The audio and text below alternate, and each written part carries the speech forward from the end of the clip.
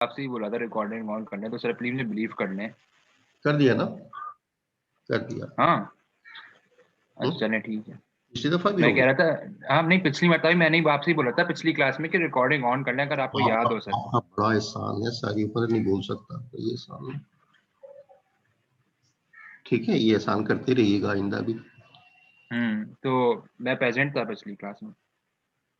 अच्छा, ये प्रेजेंट का इसमें क्या दखल है?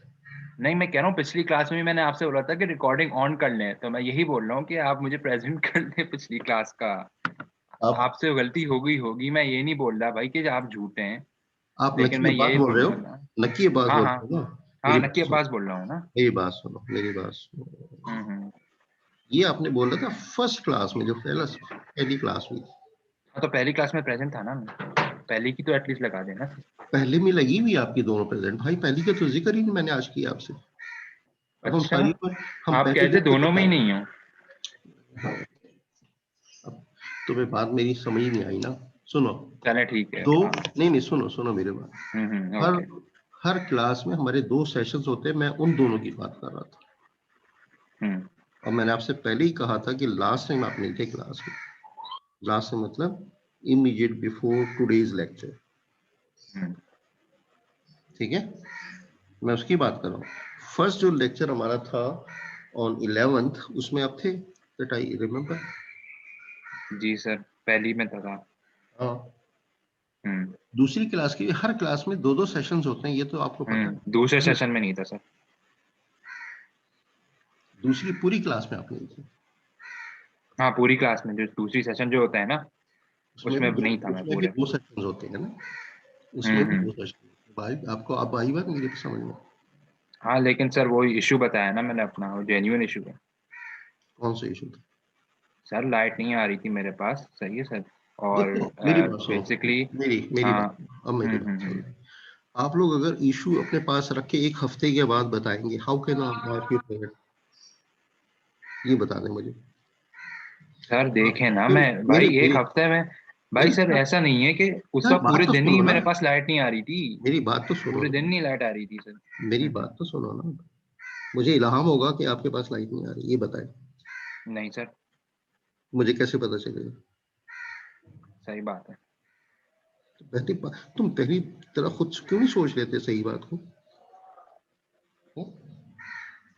सर अब यही मुझे तो बोल मुझे रहा हूँ कि अब मुझे मेरी बात सुन लो। उस हम्म। वक्त से लेके अब तक कितना वक्त गुजर गया? एक हफ्ता। फिर इल्हाम होगा मुझे, कैसे पता चलेगा? सर मैं अभी तो बता रहा हूँ ना आपको मैं। या अभी नहीं लग सकती ना, याद रखना। चलें ठीक है, फिर मैं आपको कॉल करके बता दूंगा नेक्स्ट टाइम कि हाँ, अगर मेरे भी अब मसला तुम्हें हो तो। 1 घंटे बाद बात समझ में आती है। चलें ठीक है ओके सर। बहुत देर से समझते हो, स्लो लर्नर हो तुम, इसलिए फेल हुए ना फर्स्ट टाइम। पता तो हाँ चल, सर। है ना? हम्म। फर्स्ट टाइम तो नहीं पढ़ रहे हो ना कैलकुलस? नहीं सर। तो ये तो हमारी बातों से ही पता चल गया कुछ।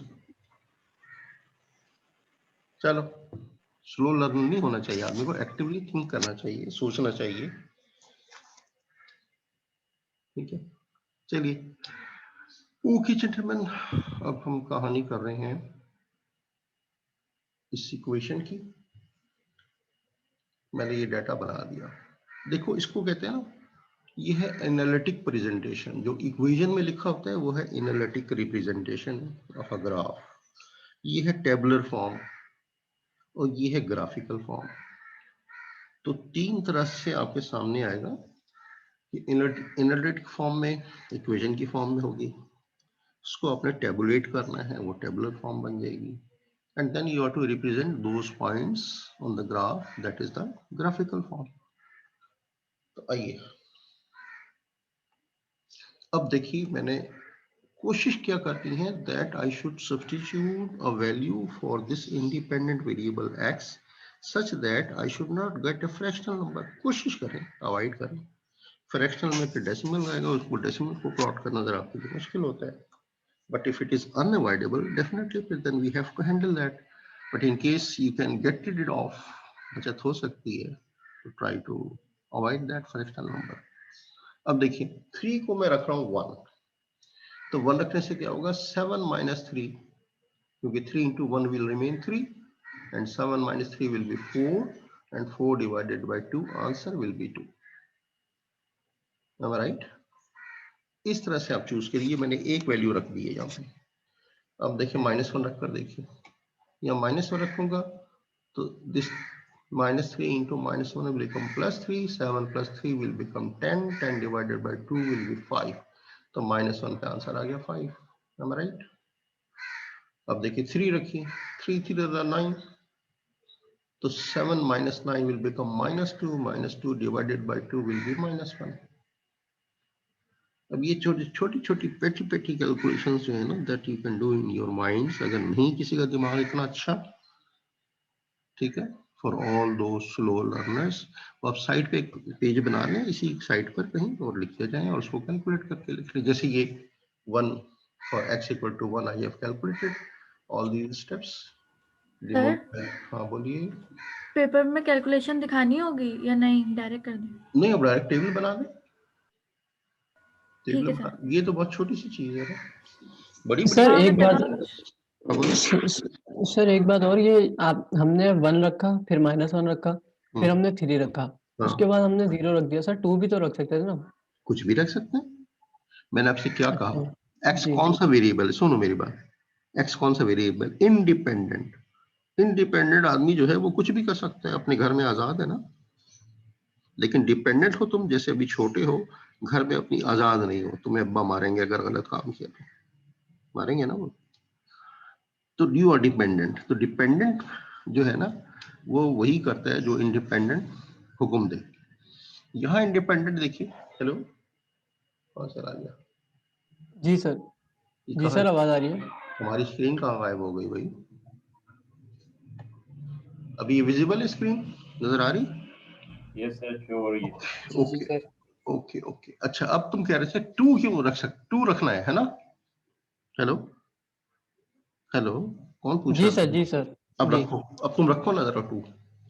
सर 1/2 आ रहा है सर, 0.5। अब मैंने तुम्हें क्या समझाया था कि फ्रैक्शन को अवॉइड करो, कहा था कि नहीं? सर लास्ट में भी तो फ्रैक्शन आया ना सर, 0 रखने पे भी तो फ्रैक्शन आया। अरे हम इसको हटा देते हैं, आग लगाओ इसको। सर अगर -3 रख देंगे तो फ्रैक्शन में नहीं आएगा। हाँ बस यही तो सर, कि मतलब लास्ट में भी फ्रैक्शन अगर हम ले रहे हैं तो हम बीच में भी ले लेते हैं, हटा कोई हटा मसला थोड़ी। हटा, इस वैल्यू को अगर हम हटा दें ना, फ्रैक्शन से बच गए। 3 पॉइंट्स बहुत होते हैं किसी स्ट्रेट लाइन के लिए, याद रखना। 3 points are sufficient to draw a straight line. हाँ अलबत्ता कर्व होगा ना, अगर पैराबोला है, सर्कल है, वहां आपको ज्यादा पॉइंट्स लेने होंगे, 8-10 पॉइंट लेने होंगे। But for as the graph. Excuse me sir. हाँ पूछिए। सर हमने वो करना है, कोशिश ये करनी है ना कि हम x की वैल्यू वो रखें कि हमारे पास y की वैल्यू पाउंड में ना आए। हाँ हाँ, यही तो मैं समझा रहा हूँ। बस सही है। लेकिन ये बच्चा कहता है कि 2 रख लें, तो 2 से फिर वो 0.5 आएगा, तो उसका इतराज ये है कि हमने 0 रख के लिया ना 3.5, तो हटा दें इसको, मतलब ओके सर। मतलब इस पॉइंट इन 3 पॉइंट्स को प्लॉट कीजिए और ज्वाइन कर दीजिए। ओके, अब आप देखिए कि क्या देखेंगे आप, और से देखने वाली बात जो है, इसको जब हमने शफल किया ना इस साइड पर, तो y देखिए x का साइन क्या आ गया, माइनस। मैंने कहा था ना x का जब साइन माइनस में आएगा तो ग्राफ क्या होगा, ऊपर से नीचे आ रहा होगा। लाइन क्या है, it is declining, means the slope is negative. ठीक है, इसका स्लोप नेगेटिव हो गया, लाइन इज डिक्लाइनिंग। मैंने कहा था हमेशा आप लेफ्ट से राइट की तरफ जाइएगा, तो लेफ्ट से जब हम राइट को जा रहे हैं तो line is coming downwards, so slope is negative. आप 3 पहले पॉइंट्स ले लें, और भी हम ले सकते हैं जिसमें फ्रैक्शन नहीं आएगा, जैसे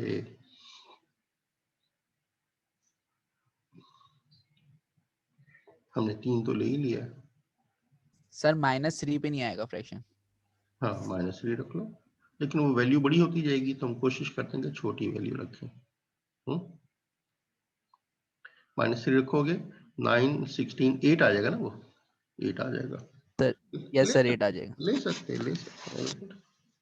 चलिए जनाब, ये है स्ट्रेट लाइन। अब आगे चलते हैं, और ये आपके लिए मैंने छोड़ दिया एग्जांपल, आप खुद बनाइएगा इसको। इसके h2y equal to 4x plus 3। अब चूंकि प्लस में आ रहा है तो स्लोप क्या होगा, पॉजिटिव, लाइन ऊपर जा रही होगी। ठीक है, अब आते हैं, आपने साइमल्टेनियस इक्वेशंस पढ़ी थी ना लीनियर अलजेब्रा एंड ट्रिग्नोमेट्री में पिछले लेक्चर के अंदर, पिछले सेमेस्टर में। तो देखिए साइमल्टेनियस इक्वेशंस को सॉल्व करने के 5-6 मेथड्स हैं, पता है आपको? कल को कहीं किसी इंटरव्यू में आपसे कोई पूछ ले कि भाई तुम मैथमेटिक्स पढ़ के आए हो तो लीनियर इक्वेशन किसको कहते हैं, ये बताइए पहले। Anybody amongst you, linear equation किसको कहते हैं, कोई बता सकता है? Sir 1 degree polynomial. शाबाश, बिल्कुल ठीक है, 1 डिग्री। वो इक्वेशन जिसमें तमाम वेरिएबल्स की पावर 1 हो, that is called linear equation. तो ये हम कहते हैं इसको साइमल्टेनियस लीनियर इक्वेशंस। अब अगर दो इक्वेशंस हैं आपके पास, एज्यूम कर लेते हैं सिंपल एग्जांपल, तो उसका सॉल्यूशन जी, 2 लीनियर इक्वेशंस, उसका सॉल्यूशन मालूम करने के कितने तरीके हैं, या कोई कुछ अगर जो मालूम है वो बताइए। How can you solve a system of 2 linear equations? Sir कोई भी दो इक्वेशन मिलके जब आपस में हल होती है ना, हाँ, वो साइमल्टेनियस इक्वेशंस होती है। मसलन मैं हल के तरीके ही तो पूछ रहा हूँ आपसे। सर पहला तो ये है कि अगर एक में से x की वैल्यू निकाल के दूसरे में x को पुट कर दें, that is called the substitution method. नाम भी याद रखो ना उसको, तुम प्रोसीजर बता रहे हो बिल्कुल ठीक है, that is called the substitution method. एक वेरिएबल की वैल्यू निकाली और दूसरे में सब्स्टिट्यूट कर दी, ठीक है, यस। और दूसरा कोई मेथड? ग्राफ से भी कर सकते हैं। ग्राफ से, ये जो मैंने आपके सामने किया हुआ है, 2 मेथड हो गए। You can solve a system of linear equations graphically, ये आपके सामने सॉल्व किया हुआ है, बताऊंगा कैसे। और तीसरा मेथड बताइए। सर एडिशन और सब्ट्रैक्शन भी कर सकते हैं इक्वेशन को। मसलन क्या होता है वो तरीका? सर अगर मतलब ऊपर प्लस का y है, नीचे माइनस का y है, तो उसको एडिशन करके y से y कैंसिल हो जाएगा, उस तरह x तो निकल आएगी। इसका नाम बताओ ना, वो सॉल्व करेंगे। तुम तफसील बता रहे हो, इसका एक नाम है बड़ा प्यारा सा, एक हमारे अच्छे स्टैटिस्टिशियन को उस टेक्निक का नाम आना चाहिए ना, जिसको कहते हैं ना जेनेरिक नेम, उसका बताओ। That is called, gentleman remember, method of elimination. क्या कहते हैं? Elimination method. We eliminate one of the variables, तो एक ही वेरिएबल बच जाता है, उसका आंसर आया, वापस किसी इक्वेशन में डाल दो, दूसरे वेरिएबल का आ जाएगा जो एलिमिनेट हुआ था, ठीक है। एक हो गया सब्स्टिट्यूशन मेथड, एक हो गया एलिमिनेशन मेथड, तीसरा आपके सामने है दिस द ग्राफिकल मेथड। और बताओ, जल्दी बताओ, सब पढ़ के आए हो तुम लोग, इतने तो कमजोर दिमाग के नहीं होने चाहिए ना कि भूल गया अभी पढ़ा था। Who else to tell me? कैसे बच्चे हैं, कहते हैं 2 कान अल्लाह मैंने इसलिए दिए हैं कि एक कान से सुनो और दूसरे कान से उड़ा दो। ऐसा नहीं होना चाहिए भाई, ये नॉलेज के लिए जरूरी है कि अगर दिमाग में दोनों कान के दरमियान कुछ मौजूद है, कुछ ऐसा मटेरियल अल्लाह मैंने दिया हुआ है ना कुछ, तो उसमें इसको सस्टेन करें, रोकें, उसमें अपनी मेमोरी के बिट में इसको स्टोर कर लें। बस 3 नाम के बाद कहानी खत्म हो गई। सुनो, पढ़ के आए हो अभी, कहोगे हाँ सब्स्टिट्यूशन मेथड हो गया सर, एलिमिनेशन मेथड भी हो गया। मेरे बताए हुए मेथड मत बताओ, आगे चलो ना, ये तो मैं तीनों बता चुका हूँ। सर मैट्रिक्स से भी निकाल सकते हैं। शाबाश, उसको क्या कहते हैं, उसका नाम क्या सर भाई? जेनरिक नेम नहीं आते ना, मैट्रिक्स हम इस्तेमाल करेंगे, उस पूरे तरीके को, प्रोसीजर को क्या कहते हैं? सुनो, मैट्रिक्स इन्वर्जन मेथड, उसको इन्वर्स निकाल के फिर हम निकालते हैं, याद है? यानी x होता है a इनवर्स b। एक मैट्रिक्स बनाओगे, फिर a को उधर ले जाओगे, a इनवर्स हो जाएगा, उसको b से मल्टीप्लाई करोगे, वो जो आंसर आएगा That will be the values for x, और x में जो भी वेरिएबल है x, y, z जितना भी है, ठीक। That is called the matrix inversion method. और बताओ, अगला मेथड बताओ। और आज के बाद हमेशा याद रखना, मैंने कहा था Cramer rule method. Cramer rule, शुक्र है तुम्हें याद तो आया, गुड। क्रैमर रूल लिखें, लिखें आप। Gauss Jordan elimination Gauss Jordan elimination method, शाबाश। चलो अब दिमाग चला है, थोड़ा सा धक्का स्टार्ट होता है ना कुछ लोग, तो ये बिल्कुल ठीक है। These are the 6 different methods to solve a system of linear equations. ये देखिए यहाँ पे आपके सामने 2 इक्वेशंस दी हुई हैं, दोनों लीनियर हैं। इनको आपसे कहा जा रहा है कि from this graph find the solution.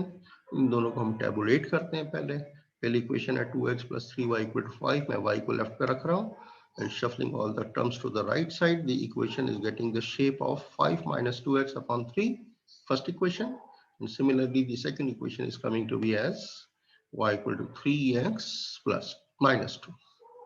Okay, then keep on giving values to x, and you'll be, that is the independent variable, and you'll be getting a variable, a value for the dependent variable y. So selecting as in the previous case, trying to avoid the fractional number, putting -2 here, this will become +4.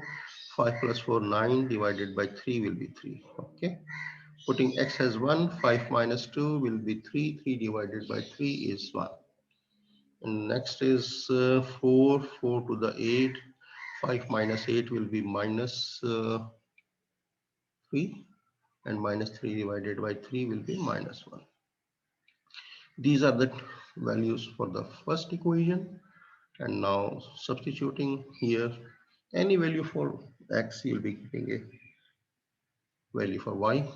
Putting x as 0, answer is -2. Putting x as 1, answer is coming to be 1.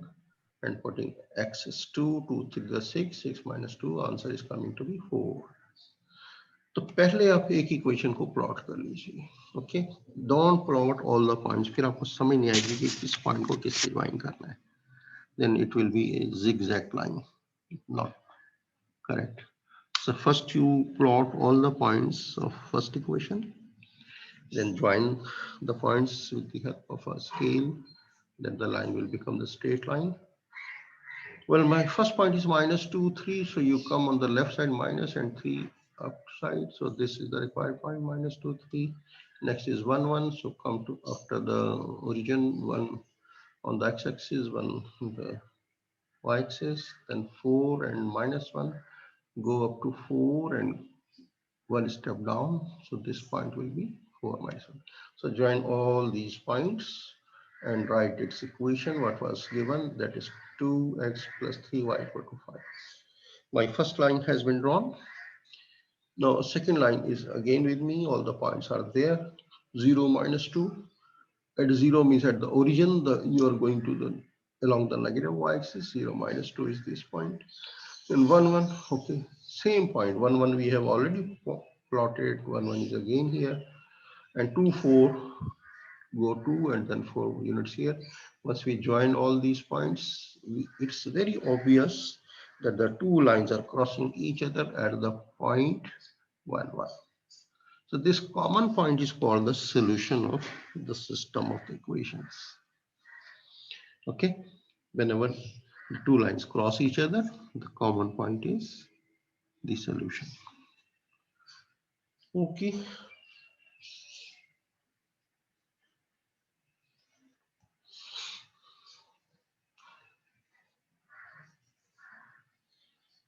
So wherever the two lines cross each other, you draw a vertical line from that point on the x-axis and a horizontal line on the y-axis. आप देखिएगा origin से कितना फासला है 1, और y-axis पे origin से कितना है फासला 1. So that is your solution. The graph of the quadratic equations, quadratic functions. Look here, the general form of the quadratic function is y = ax² + bx + c. The highest power of the variable x should be 2. तब ये quadratic. अगर यहाँ पे power 3 हो जाएगी तो ये cubic हो जाएगी। अगर पावर 4 है तो ये बाई क्वाड्रेटिक कहलाएगी। अगर पावर 5 है या 6, 7 है तो हम कहेंगे इसे polynomial of degree 5, degree 6 degree कहलाती है। Okay, power then becomes is known as degree. Well here the equation is of second degree, ये आप सब कह देंगे क्वाड्रेटिक है। तो ABC are the constants, you know very well. Oh, it may be 3x square minus 2x plus 7. तो ABC are the constants. A 0 नहीं होना चाहिए। अगर A 0 हो गया, हालांकि एक 0 is also a constant, तो क्या होगा, स्क्वायर वाली टर्म गायब हो जाएगी। Multiplied with 0, this will go 0. फिर ये इक्वेशन लीनियर बन जाएगी आपके पास। अगेन प्रीवियस केस आ जाएगा। तो A, the restriction on A is that it should not go 0. Okay, in the general form एक पैराबोला बन जाएगा। इसकी एग्जांपल लेते हैं ताकि एग्जैक्ट आपके सामने आ जाए वैल्यू।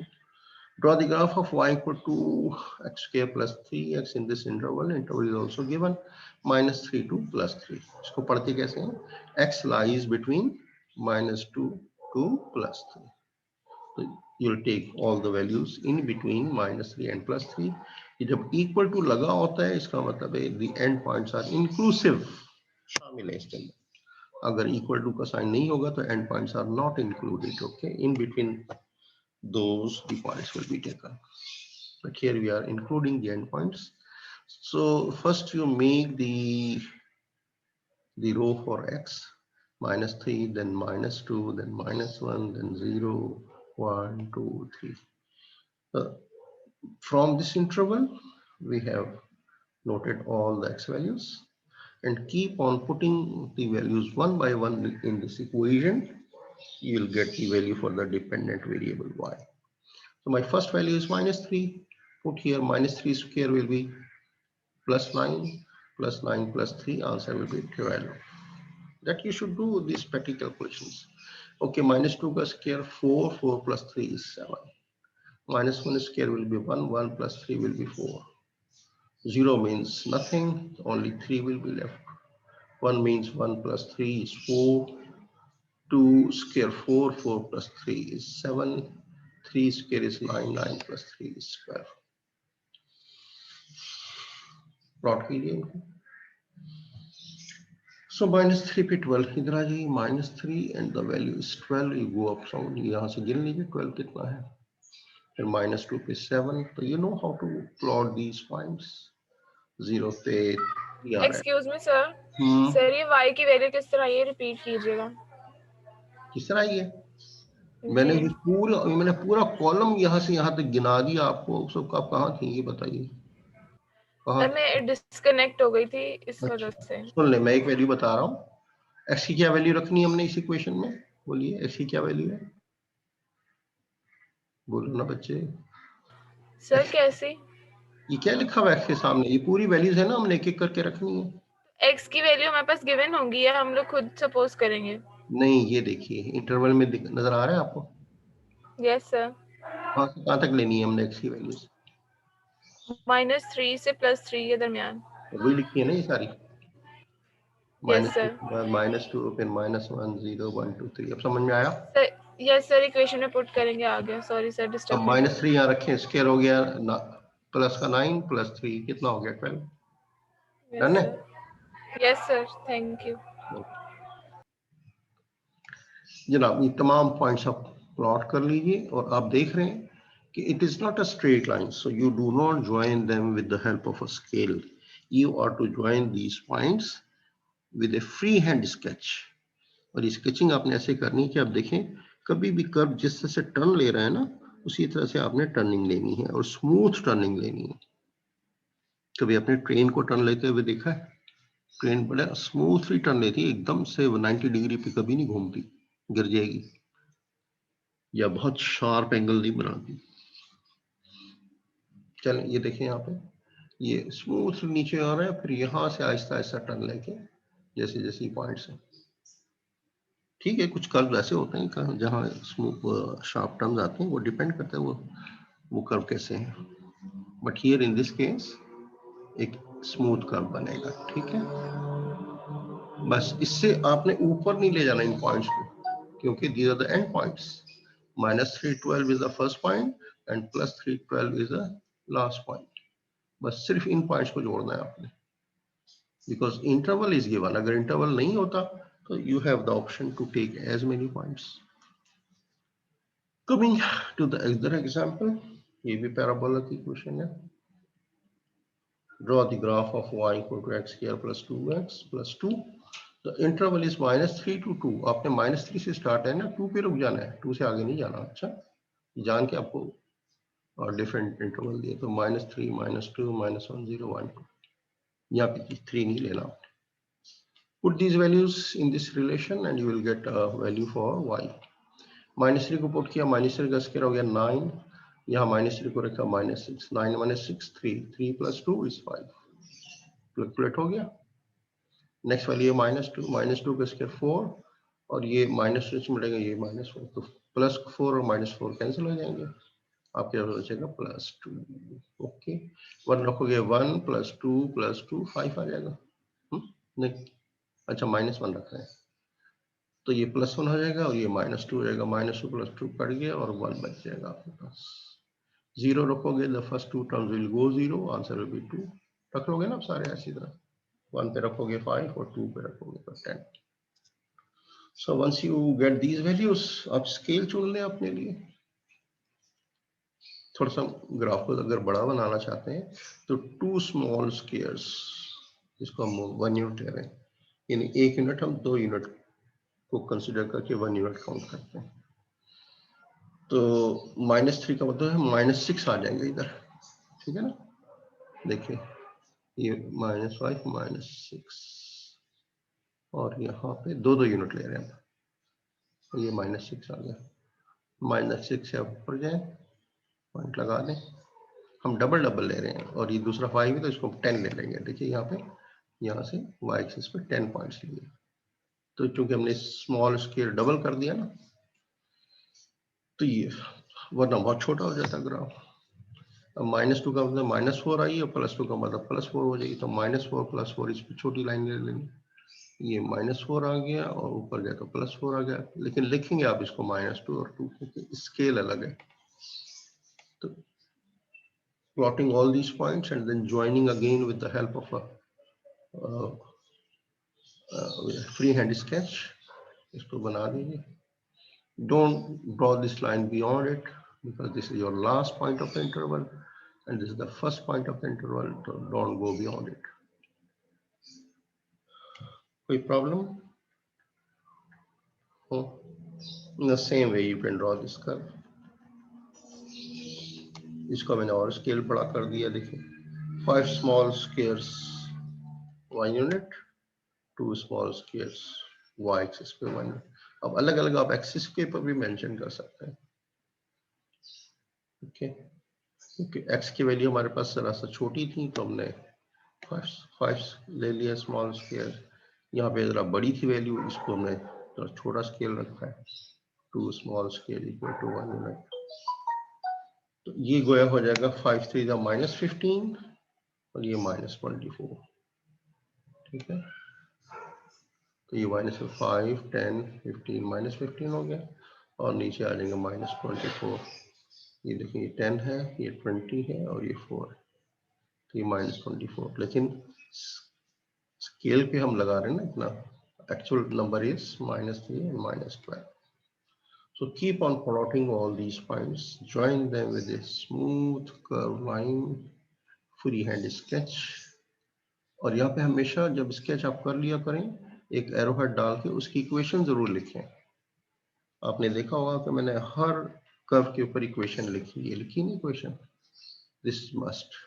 एक्स एक्सिस और एक्स डैश एक्सिस लोग मेंशन नहीं करते, ये मेंशन किया करें। ये ओरिजिन है, इसको मेंशन करें। वाई डैश और वाई एक्सिस को भी मेंशन करें। ओके, ये देखिए इस कर्व की जो इक्वेशन है वो यहाँ लिख दें एरो हेड डाल, दैट इज मस्ट। पीछे भी लिखिए।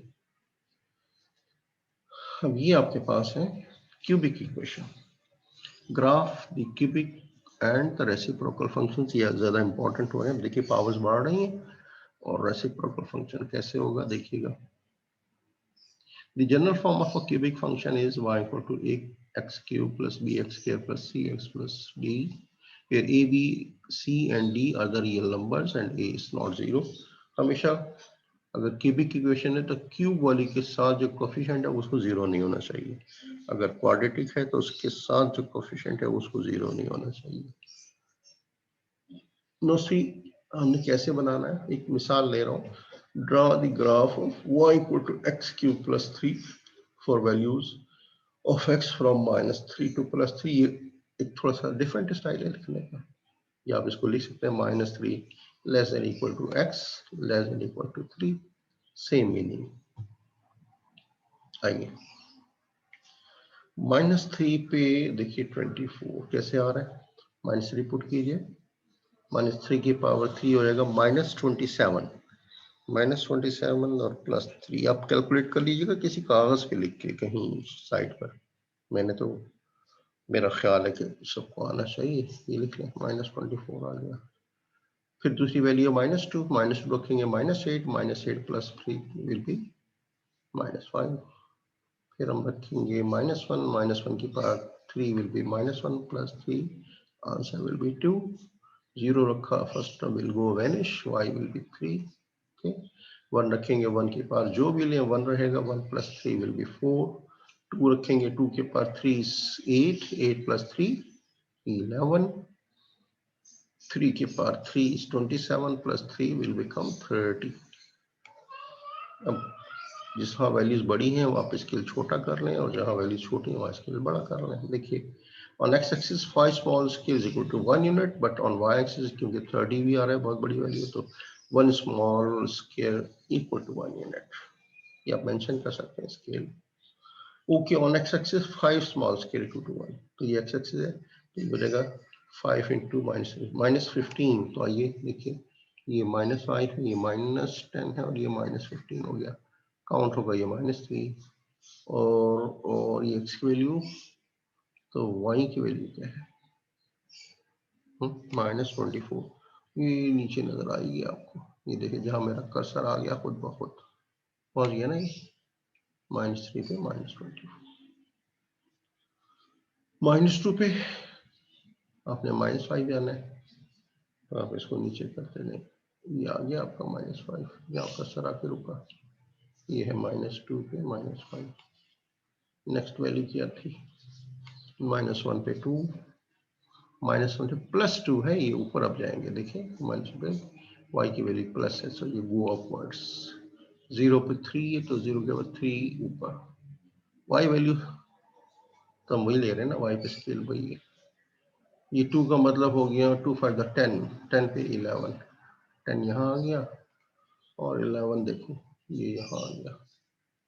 ओके, 2 पे 11, 3 पे 30, दिस इज 3, 5 3 का 15 बनेगा, और 30 आप देख लें बहुत ऊपर जाएगा, कहीं मेरा ग्राफ पेपर से भी बाहर निकल गया, but assume this is the point.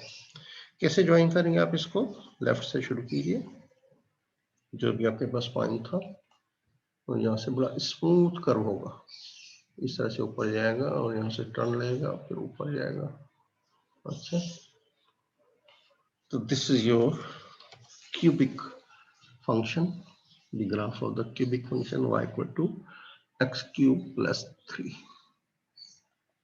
अगर ये x cube पर 3 ना होता, तो अगर x को 0 रखते y 0 रखते, फिर हमारा ग्राफ यहाँ ओरिजिन से पास करता, नीचे से आता और ओरिजिन से गुजर के फिर ऊपर ऐसे ही बन जाता, शेप यही रहती, but the graph would have gone through the origin. अब ये आइए एक्सपोनेंशियल फंक्शन, हमारे पास 5 मिनट हैं भाई। ये एक एक्सपोनेंशियल फंक्शन बड़ा इंपॉर्टेंट फंक्शन होता है, इसको देखिए, sorry, this is called the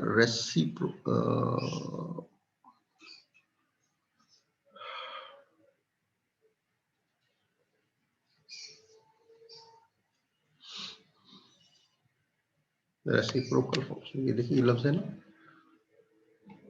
अगर मैं कहूँ ना 5, तो इसका रेसिप्रोकल क्या होगा, 1/5। x है तो इसका रेसिप्रोकल क्या होगा, 1/x। तो remember this terminology, reciprocal function.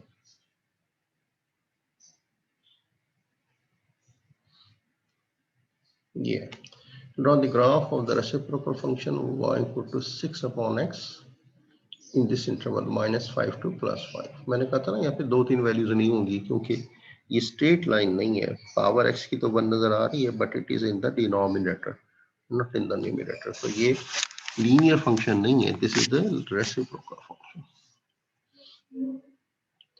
Except for x equal to 0, क्योंकि x को जब आप 0 रखेंगे तो एनीथिंग डिवाइडेड बाय 0 क्या होता है, जम्प्स टू इंफिनिटी, फिर इंफिनिटी हो जाएगा.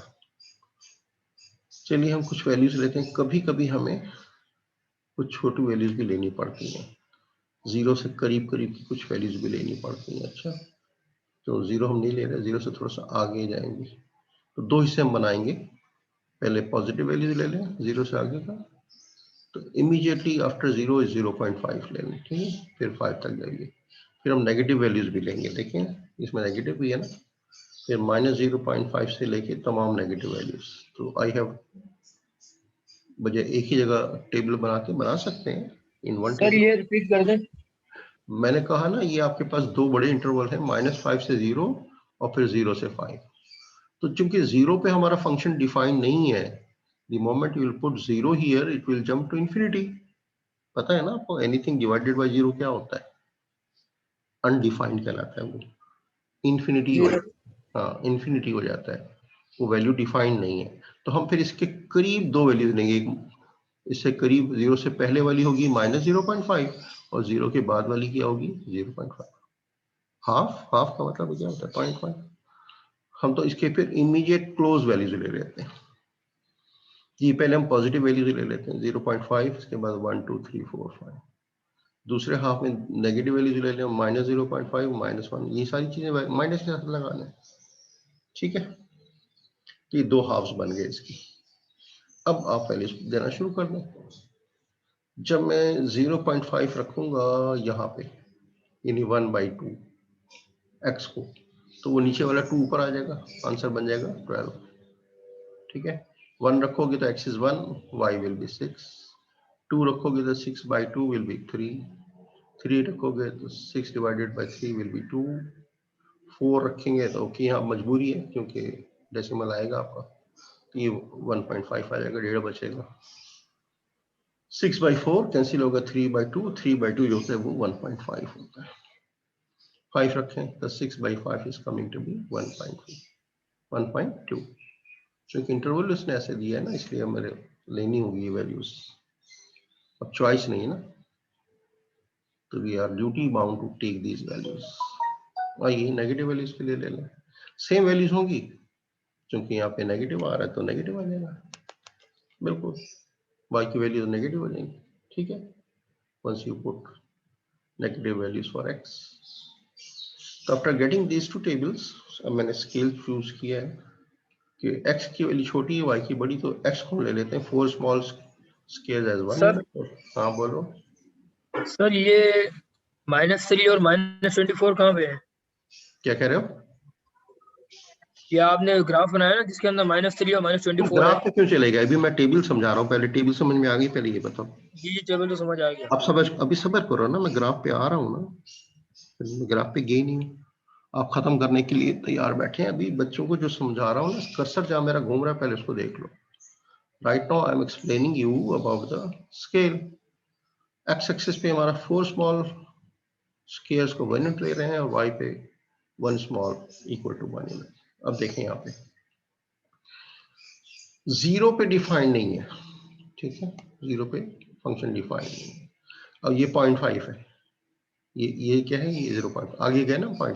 0.5 पे वैल्यू क्या है y की 12, तो ये 0.5 है और ये कीप गोइंग अप, ये 12 तक आ गया. ये पॉइंट आ गया हमारा. 1 पे 6, ये 1 लिया आपने और 6 यूनिट पे गए.